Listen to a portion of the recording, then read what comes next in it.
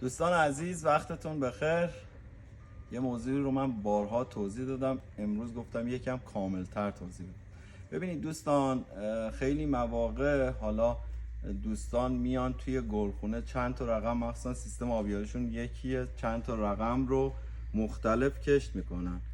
حتما شما باید بدونید این بذری که شما دارید میگیرید رویشیشون با هم یکی، حالا اگه چند تا بذر گرفتید یا نه.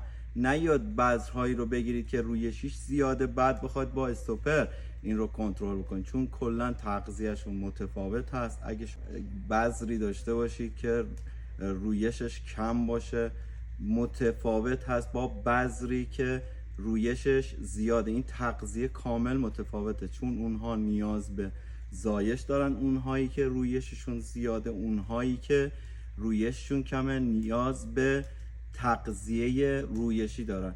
اینها رو خیلی باید دقت بکنید که به مشکل نخورید. مشکلی که تو این گلخونه، حالا تو این سالن و سالن دیگه که فیلمش رو من میذارم، مثلا دوست عزیزمون بذر خریده، بذر فلفل دلمه خریده، کاپی در اومد. اینها رو خیلی باید دقت کنید دوستان که به مشکل نخورید. یا